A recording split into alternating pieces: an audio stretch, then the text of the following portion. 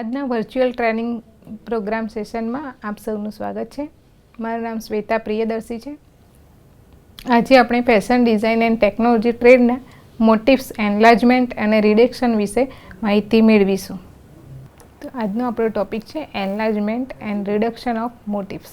એન્લાર્જમેન્ટ એટલે શું તે આપણે જાણીશું.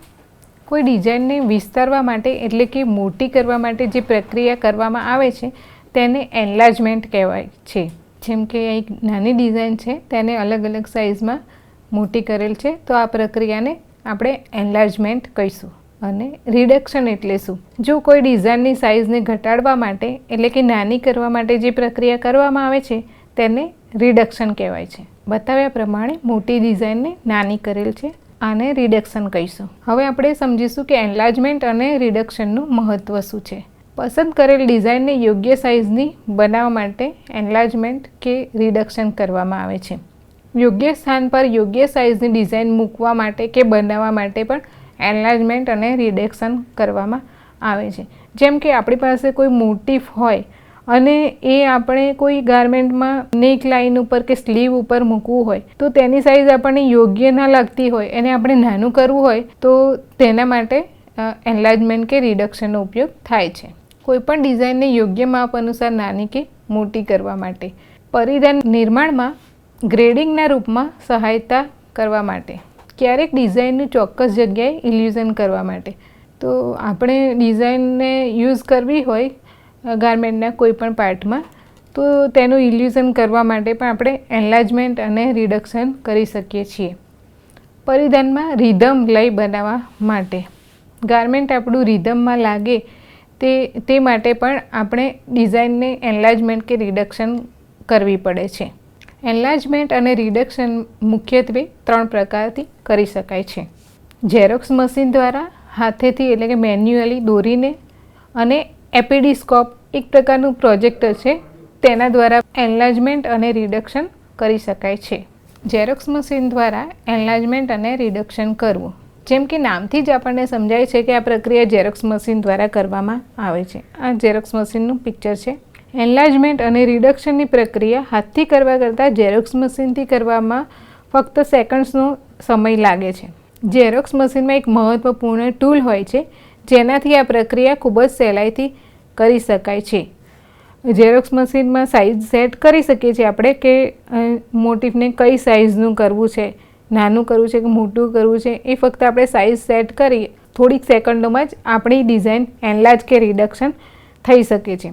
એક જ પેજમાં આ બંને બાજુ એન્લાર્જમેન્ટ અને રિડક્શનની પ્રક્રિયા પણ થઈ શકે છે અને કલર મશીન હોય તો રંગીન પણ કરી શકાય છે. ધારો કે 10 ઇંચની સાઇઝની ઇમેજને 5 ઇંચની રિડક્શન સાઇઝ સરળતાથી કરી શકાય છે. હવે જો આ જ પ્રક્રિયા આપણે હાથથી મેન્યુઅલી કરીએ તો જેમ કે નામથી જ સમજાય છે કે આ પ્રક્રિયા હાથેથી મેન્યુઅલી કરવામાં આવે છે. આ પ્રક્રિયા ઝેરોક્સ મશીનની પ્રક્રિયા કરતાં વધારે સમય લે છે. કેમ કે આપણે હાથેથી તેને ડ્રો કરીએ છીએ કોઈપણ ડિઝાઇન કે ઇમેજને.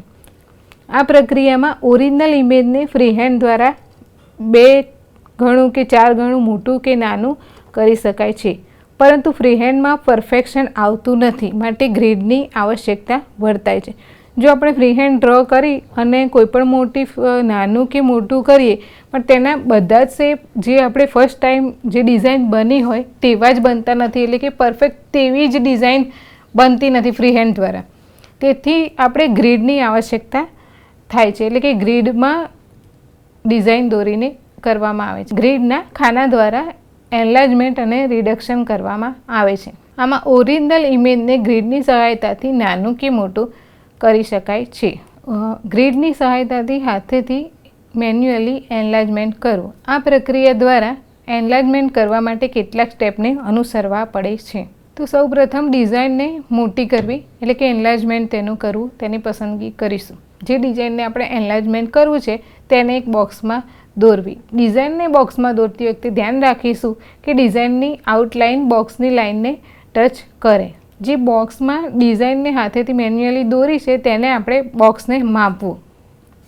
ઉદાહરણ તરીકે જો બોક્સની લંબાઈ 3.5 ઇંચ છે તો તેને 7 ભાગમાં વહેંચતા 0.5 નું માપ આવશે તેને આપણે ABCDEF નામ આપીશું.